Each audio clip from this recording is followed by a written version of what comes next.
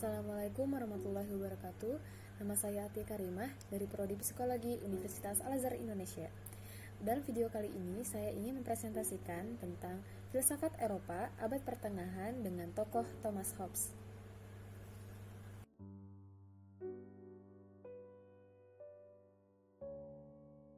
Thomas Hobbes dilahirkan pada tanggal 15 April 1588 di Inggris.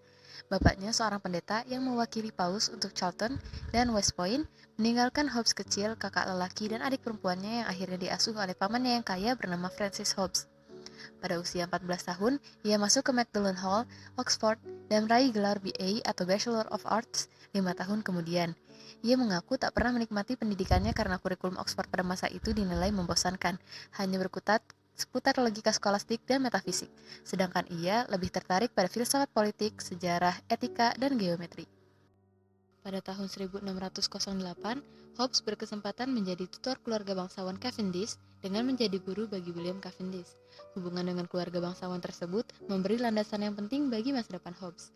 Di tahun 1610, ia bersama dengan sejumlah murid dan temannya melakukan perjalanan besar mengelilingi Eropa. Ia mempelajari bahasa Prancis dan Italia. Usai perjalanan, pada tahun 1616, ia kembali ke rumah menerjemahkan Thucydides, dan saat itu ia juga sempat menjadi sekretaris ilmuwan termasyhur bernama Francis Bacon. Thomas Hobbes wafat pada 4 Desember 1679 di usianya yang ke-91 dan dimakamkan di Inggris. Selanjutnya, pemikiran dan filosofi Hobbes. Pertama, Hobbes memandang masyarakat terbentuk dari kontrak sosial atau social kontrak, kesadaran untuk menghentikan keadaan alamiah agar dapat mewujudkan sebuah keberlangsungan hidup yang teratur dan damai. Untuk itu, maka perlu adanya sebuah lembaga yang mengatur tatanan kehidupan yang dalam hal ini disebut sebagai negara. Yang kedua, Hobbes berpendapat bahwa agama turut berperan sebagai sarana kontrol sosial yang juga mencakup tipu muslihat yang menyesatkan dalam rupa rangsangan terhadap rasa takut atau tahayul.